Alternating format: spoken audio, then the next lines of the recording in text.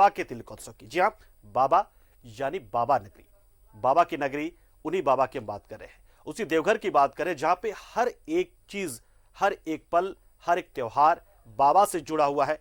और बाबा के बगैर यानी कि बाबा बैद्यनाथ से अलग कोई भी चीज इतर जाती नहीं है।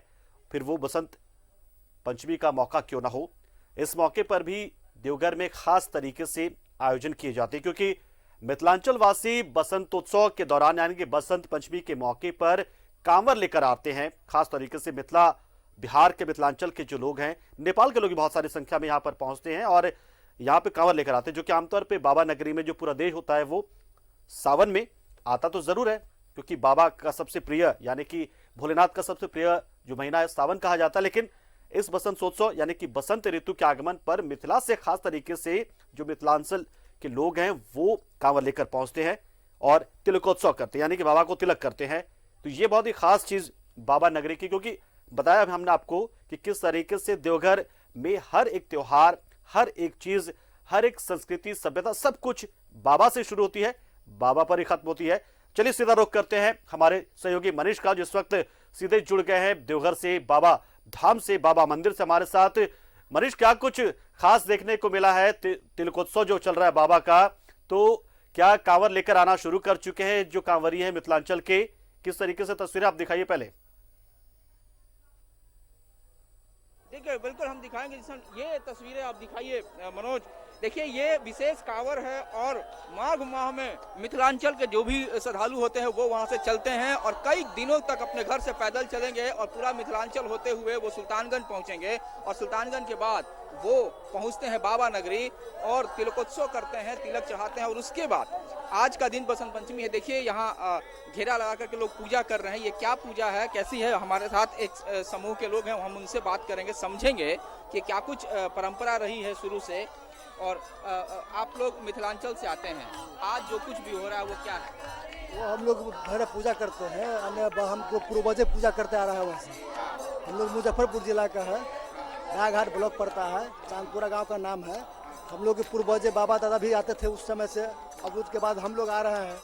तो हम लोग जो है जल लेकर के सुल्तानगंज चलते हैं, सुल्तानगंज से जल लेकर के चलते हैं तो वहाँ से पैदल आते हैं और बाबा के नाम पर आते हैं, भैरव पूजा के नाम पर आते हैं। बाबा से जो मनोकामना हम लोग मांगते हो पूरा होता है। आज आपने सुबह में क्या किया आप लोग सभी? सुबह में हम लोग स्नान करके फिर जल चढ़ाए हैं बाबा को और जल चढ़ाने के बाद आए हैं तो प्रसाद खरीद के फिर पूजा वूजा कर रहे हैं, भैरव पूजा कर रहे हैं। ये भैरव पूजा है जी। इसके बाद आप लोग क्या करेंगे? इसके बाद हम लोग फिर खाना वाना बनाएंगे, खाएंगे, फिर तब हम लोग अपना गाँव निकलेंगे। अबीर गुलाल से भी आप लोग? अबीर गुलाल भी खेलेंगे अभी, अबीर गुलाल से भी हम रंग खेलेंगे। अच्छा, अभी जब पूजा के बाद अबीर गुलाल? अबीर गुलाल करेंगे, इसके पूजा करने के बाद हम लोग खेलेंगे। एक और चीज है कि तिलक आप लोग चढ़ाते हैं, क्या क्या चढ़ाया आज आप लोगों ने? हम लोग चढ़ाने के लिए बहुत चढ़ाए हैं, मुर्की है, चीरा है, पेड़ा है, अन्य किशमिश है, नारियल है, हर कुछ है। अन्य प्रसाद जितना सामान होता है हम लोग हर कुछ चढ़ाते हैं, जितने प्रसाद मिलता है हम हर कुछ चढ़ाते हैं।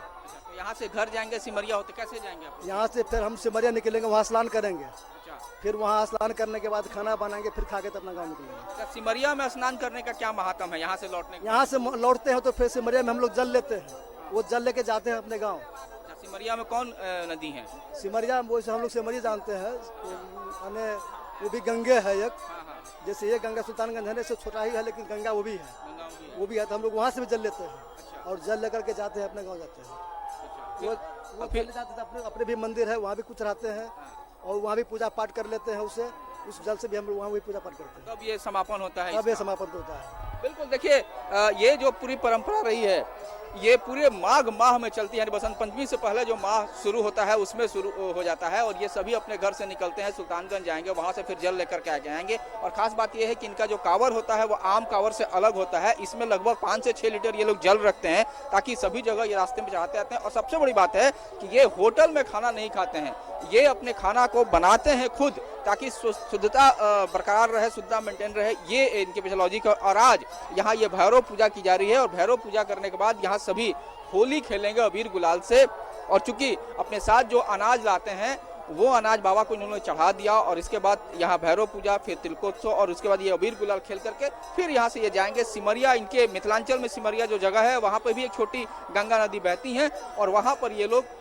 फिर स्नान करेंगे और वहां से जल लेकर के घर जाएंगे। तो ये पूरे माह में ये प्रक्रिया, ये जो परंपरा है चली है और ये सदियों से चली आ रही है और आज भी कायम है। तो आज का दिन बसंत पंचमी ये बड़ा ही महत्वपूर्ण दिन है। हम आपको एक बात बता दें, कल चूंकि सोमवार था इसलिए ज्यादातर लोग थे जो श्रद्धालु आए थे वो कल ही जल चढ़ाने का काम किया, क्योंकि सोमवार माना जाता है कि शिव जी के लिए प्रिय दिन होता है। इसलिए बाबा महादेव पर सब लोगों ने कल ही जलार्पण किया। आज जो लोग बचे हैं वो आज भी जलार्पण कर रहे हैं।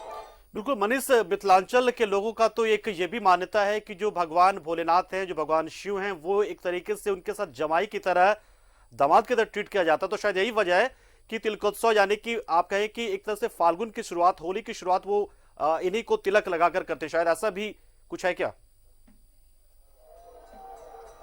बिल्कुल, देखिए हम लोग ये जानना चाह रहे हैं कि अब इसके बाद महाशिवरात्रि होगा। महाशिवरात्रि के दिन बाबा का माता पार्वती के साथ विवाह होता है, लेकिन विवाह से पहले आप लोग आते हैं तिलक चढ़ाने के लिए। तो यहाँ के लोग परंपरा में कहते हैं आप तिलकहरू हैं। कैसा लगता है ये सुन करके और क्या ये वो बहुत अच्छा लगता है और उसमें गठबंधन भी होता है ना। हाँ। तो बाबा का पाग भी बंधाता है, इस वर्ष उसको पाग भी बांधते हैं, हम लोग पाग भी बांध देते हैं और वो बहुत अच्छा लगता है। शिवरात्रि तो है अच्छा है, जिस दिन माँ वो शादी का दिन भी होता है, शुभ दिन भी है, तो उसमें पाग भी बंधाता है तो हम लोग पाग भी बांधते हैं उसमें।